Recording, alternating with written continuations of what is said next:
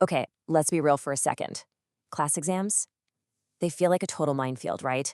It feels like every single question is designed to trick you, just full of these little hidden traps and gotcha moments. But what if you had a map to get through it all? Well, guess what? That's exactly what this is. Consider this your ultimate class exam survival guide. All right, so here's our game plan. We're going to kick things off by busting the biggest myth about C. Then we'll cover the vocabulary rules, tackle that infamous string and memory maze, decode some super tricky operators, find those common function fails, and wrap it all up with a final rescue sheet to make sure it all sticks. So first things first, one of the fastest ways to crush your exam is to understand what C is not. Seriously, just knowing this can give you a massive advantage and help you knock out wrong answers before you even start digging into the code. So let's break this down. On the one side, you have what C is. It's procedural, structured, you write your code step by step. It's compiler-based, and of course, it has its famous pointers. But here's the thing you absolutely have to remember for your exam, the stuff on the other side. C is not object-oriented, no way. So if you see exam questions talking about classes or inheritance, bam. Those are instant red flags. And don't forget, it's case-sensitive, meaning int with a capital I and int with a lowercase I are two totally different things in C's world. Okay, so we've got a handle on what C isn't. Now let's dive into its core vocabulary. Think about it. Every language has its own grammar, right? Well, C is no different. And if you master these basic rules, it's kind of like learning the secret language of the exam. Check this out. This is a super simple but really important fact. C has exactly 32 keywords. That's it. These are the reserved words, like int, if, while. They have special jobs to do, and you can't, I repeat, cannot use them as variable names. It's a small, fixed list, so it's a really good one to just lock into your brain. So if you can't use keywords, what can you use? Well, when you're making your own variable names, or identifiers, the rules are actually pretty simple. You can start with a letter or an underscore, no problem. But you can never start with a number. That's a big no-no. Also, no spaces, no special characters like the @ sign.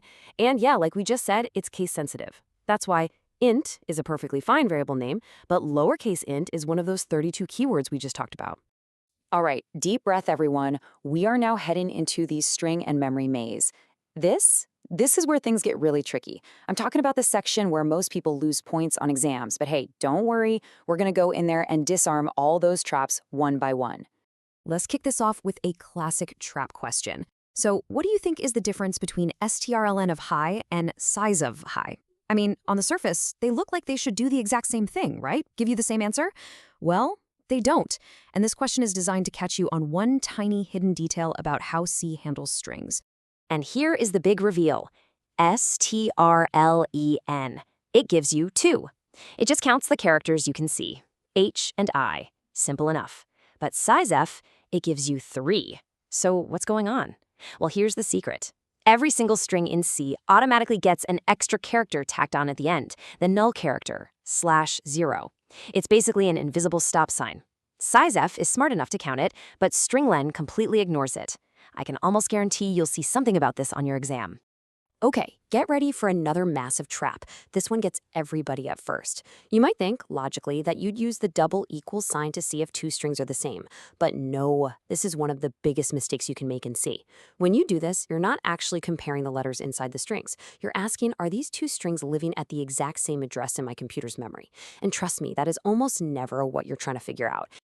So what's the right way to do it? You've got to use the function strmp. That stands for string compare. Now here's the key.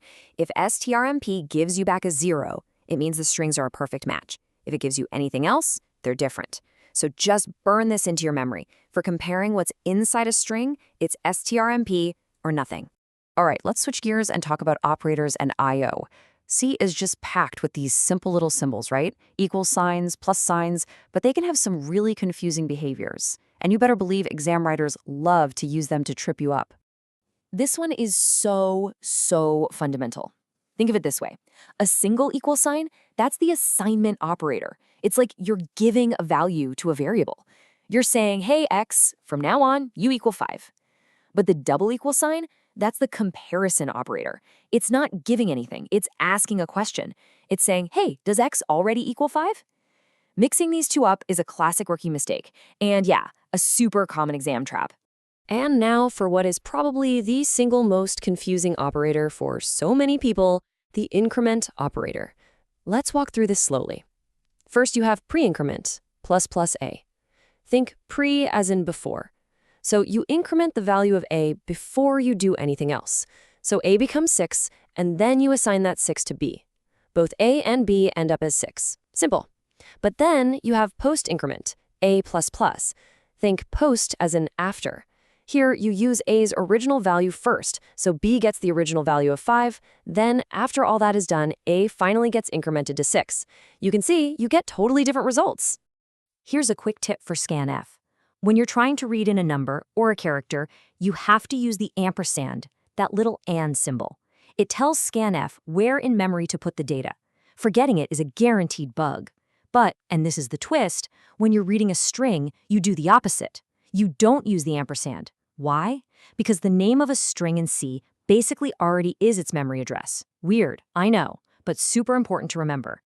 We're on the home stretch now, folks. This next part is all about the quick wins. These are some super high-yield facts about loops and functions that are really easy to remember and can totally save you some precious points on exam day. So when you think about loops, there's one that's a little bit of an oddball, the do-while loop. Your standard for loops and while loops, they check the condition right at the start. But a do-while loop, it runs the code first and then checks the condition at the very end. And what does that mean? It means the code inside a do-while loop is absolutely guaranteed to run at least one time, no matter what. And here's a really simple rule about functions that's surprisingly easy to forget. If you see a function declared with the word void, that literally means it returns nothing. It just does its job and then it's done. So if you try to make it return a value, like return 1 semicolon, nope, that's a compile error, plain and simple. If you see that on an exam, you know immediately that code is broken. Okay, this is it. The grand finale, your final rescue sheet. We're going to do a super rapid-fire round of the most critical facts you need to have locked and loaded in your brain right before you walk into that exam. You ready for this? Let's go. First one, a super foundational rule that gets so many people. In C, the index of an array always starts at what? 0. It's always 0, not 1. So if you have an array with 5 things in it, your indexes are 0, 1, 2, 3, and 4. Trying to get to index 5 is a big old error. All right, next up. Let's go back to strings for a second. We learned that every single string has a hidden character at the very end. What is it? You got it, the null character, 0. It's that invisible little stop sign that tells all the C functions, hey, the string ends right here. And that, my friends, is the whole reason sizeof and stringlen can give you different answers. And really, that's what this is all about. We've walked through the minefield together, we've flagged all the traps, so the last question here is for you. Now that you know what to look out for, which one of these traps are you going to double check first on your exam? Is it the string comparison, the pre versus post increment, that sneaky ampersand with scanf? Just being aware of them is half the battle won. You've got this. Good luck.